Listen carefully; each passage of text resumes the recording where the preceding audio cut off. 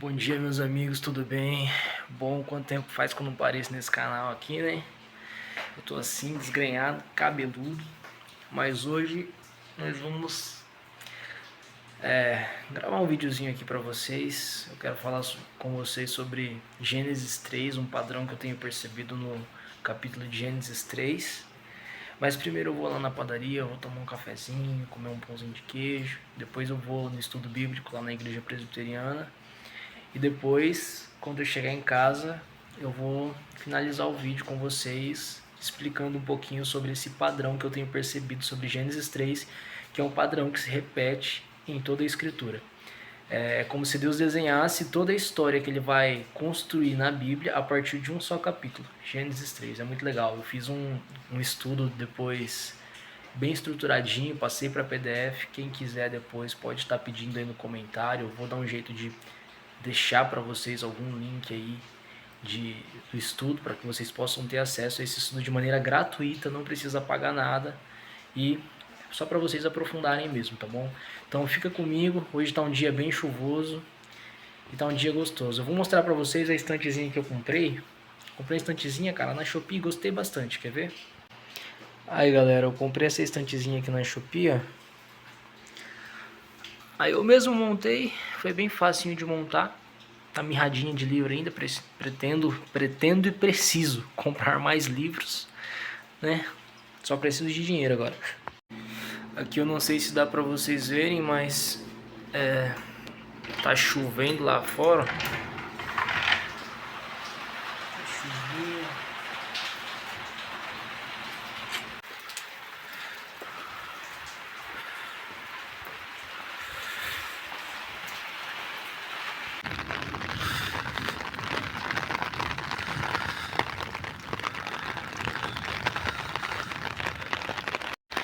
Bom, pessoal, agora a gente tá indo ali na padaria, a padaria que a minha esposa trabalha.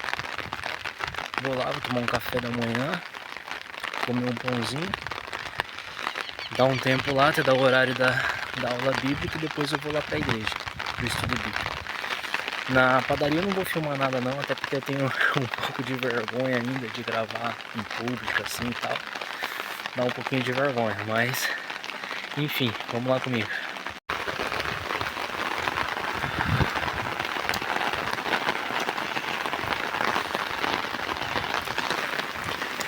Ó, galera, ali na frente é a biblioteca da cidade, tá vendo? Mas é uma pena, ninguém vem, né? Fazer o quê? O povo não é muito fã de leitura não, principalmente em cidades de interior, assim, a galera não é muito dada à leitura. Eu vim aqui poucas vezes também, na época da escola. Bom, eu acabei de sair aqui da igreja. A gente tá estudando o livro de Segunda Reis, né, a história dos reis ali, e toda a sucessão dos reis ali, Reino do Norte, Reino do Sul, né, as quedas, o cativeiro. Então a gente tá estudando sobre isso. E, gente, agora na hora de ir embora tá uma chuva, cara. Uma chuva. Que misericórdia. Bom, pessoal, acabei de chegar aqui em casa. Vou pegar a Bíblia aqui agora pra gente falar sobre Gênesis 3, galerinha. Falar sobre Gênesis 3. Gênesis 3. E a gente vai dar uma olhada nesse capítulo e ver como Deus apresenta todo o plano de redenção a partir de Gênesis 3. Então, bom, pessoal, Bíblia aberta, capítulo de Gênesis 3. Vamos começar. Bom, Gênesis 3 é aquele famoso capítulo onde acontece a queda do homem, onde Deus anteriormente havia dado a ordem ao homem de que ele poderia comer de todas as árvores, mas de uma árvore em específico ele não poderia comer, da árvore que estava no meio do jardim. E a gente vê que Gênesis 3 começa com a narrativa da seguinte maneira: ora, a serpente era mais astuta que todos os animais do campo que o Senhor Deus tinha feito. E esta disse à mulher: é assim que Deus disse? Não comereis de toda árvore do jardim? Note, a serpente, sendo astuta, começa questionando a bondade de Deus e a palavra de Deus. Ela começa tentando contrariar e confundir a mente da mulher daquilo que Deus já havia dito. Então ela pergunta: ora, Deus falou que vocês não poderiam comer de nenhuma árvore? Ela sabia que eles não poderiam comer de uma árvore, mas que eles poderiam desfrutar de um jardim inteiro de frutas deliciosas. Mas ela quer questionar o caráter e a ordem de Deus e confundir a mente de Eva. Então Eva vai dizer, olha, nós podemos sim, mas apenas de uma árvore nós não podemos comer e nem tocar.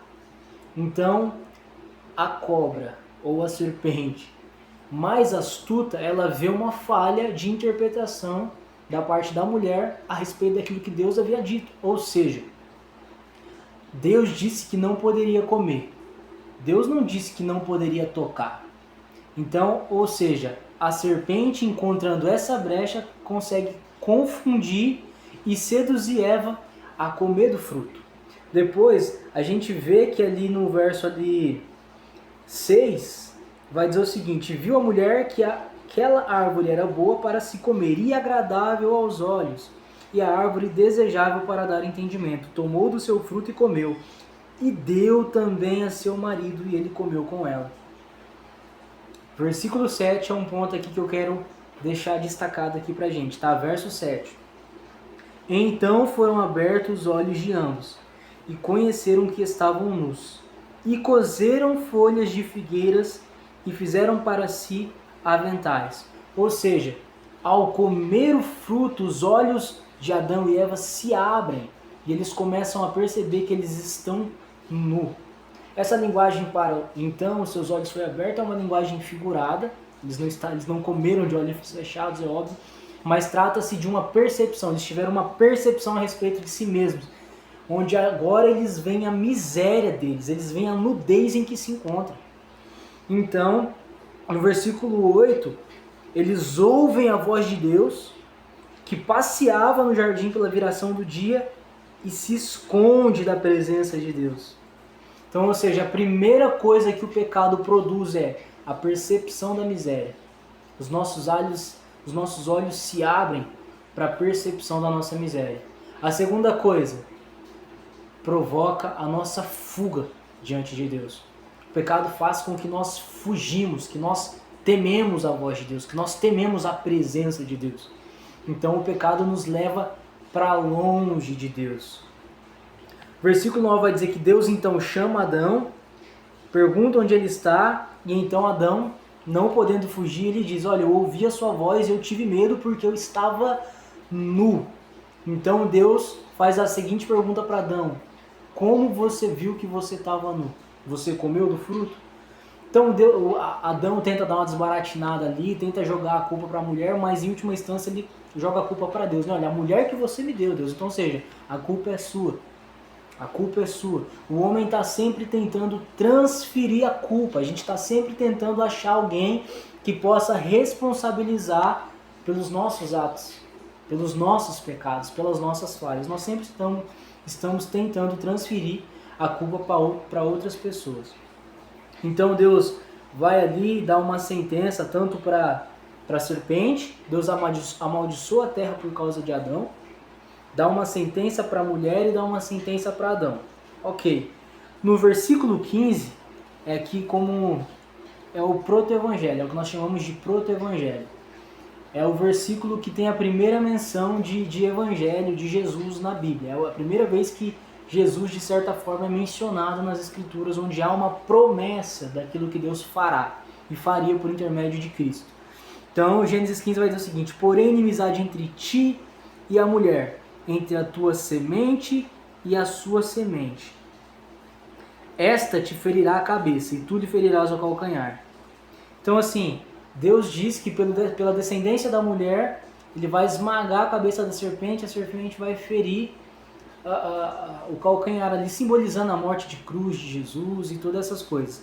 Mas agora eu gostaria de trabalhar no capítulo algo que Deus faz de forma que é uma pedagogia para aquilo que Deus vai fazer lá na frente. Parece que Deus está expondo tudo aquilo que ele vai fazer de maneira progressiva na revelação das Sagradas Escrituras, ele expõe aqui de maneira implícita no capítulo 3 de Gênesis. E vai dizer aqui, ó, e fez o Senhor Deus a Adão e a sua mulher túnicas de peles e os vestiu. Versículo 21. Aqui nós percebemos que a primeira percepção que o pecado gera no homem é a percepção da nudez, da miséria. E lá no versículo 21, Deus então, não aceitando aquelas vestes de figueiras, aquelas vestes ridículas que eles fizeram para si mesmos, então Deus pega a pele de um animal. Para pegar a pele desse animal, provavelmente ele precisou sacrificar esse animal.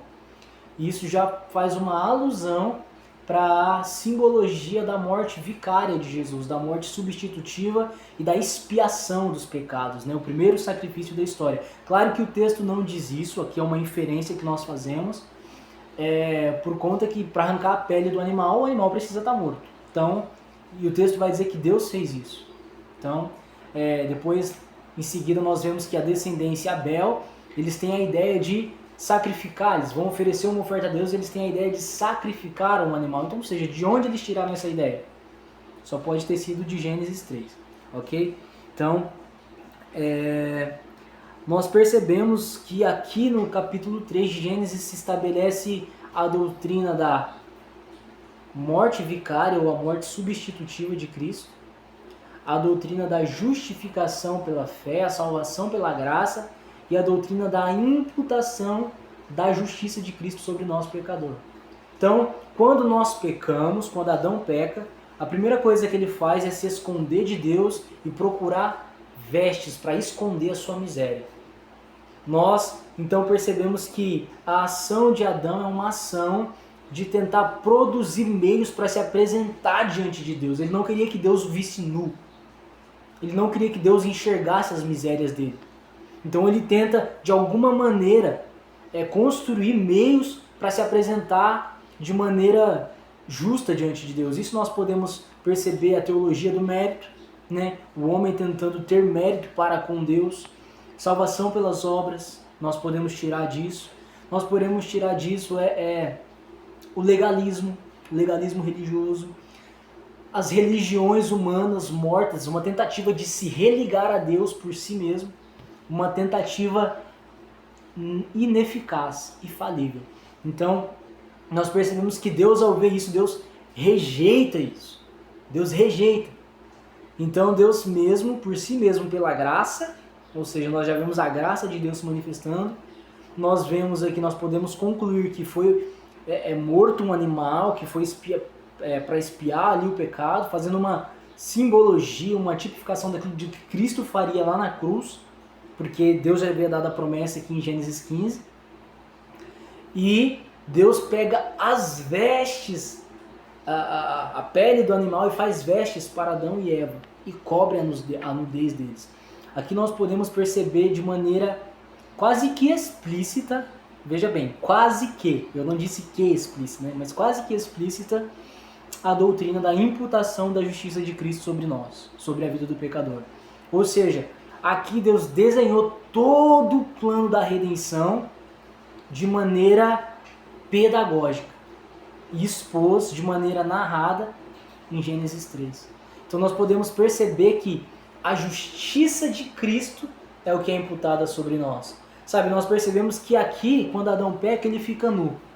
Então Deus mata um animal, vai lá e faz tudo isso que a gente já está acabando de conversar aqui sobre as vestes, né, para Adão. Só que quando Cristo vai ser crucificado, ele é despido. Então, ou seja, Deus, para vestir Adão com justiça, Deus mesmo vai desnudar o Filho na cruz do Calvário. Então, ou seja, quando nós cremos em Cristo, nós recebemos a justiça de Cristo. E é por isso que então somos justificados diante de Deus. Nós não somos justos baseado em nós mesmos, em nossos méritos e obras. Isaías vai dizer que as nossas melhores ações e as nossas melhores atos de justiça são como trapos de imundícia diante de Deus. Deus só aceita Cristo. Deus não aceita mais nada fora de Cristo ou além de Cristo. Deus só aceita Cristo. E é por isso que a salvação, ela acontece pela enxertação do pecador na pessoa de Jesus. Então Deus pega o pecador e une o pecador com Cristo. E é por isso que Efésios 2 vai dizer que Deus nos dá vida juntamente com Cristo. Então, ou seja, há uma conexão bíblica de maneira abrangente, literária, que pega de Gênesis a Apocalipse, mas que se resume aqui em Gênesis de maneira pedagógica. E assim Deus vai trabalhando em todo o Velho Testamento. Todo o Velho Testamento está fazendo alusões, tipificações e apontando para Cristo. Ou seja, Deus está inculcando na cabeça dos judeus e hoje na cabeça dos cristãos, por meio da leitura bíblica, aquilo que Deus faria em Cristo. Entendeu? Então, nós somos ensinados de maneira pedagógica por Deus, através da narrativa bíblica. E eu fiz um estudo em PDF, como eu já falei no início do vídeo, e eu vou deixar esse estudo, ele pega uma linha cronológica, principalmente aqui da parte da vestimenta, da nudez de Adão, da queda, e até o ápice ali, né, da morte vicária, da substituição e da imputação da justiça de Cristo. Eu vou deixar em PDF o link para vocês abrir de maneira gratuita. E eu vou ficando por aqui. Até o próximo vídeo. Se você não é inscrito no canal, já se inscreve, deixa seu like, né? Compartilha aí com seus amigos que curtem teologia, que curtem histórias bíblicas. E Deus abençoe. Valeu. Até o próximo vídeo.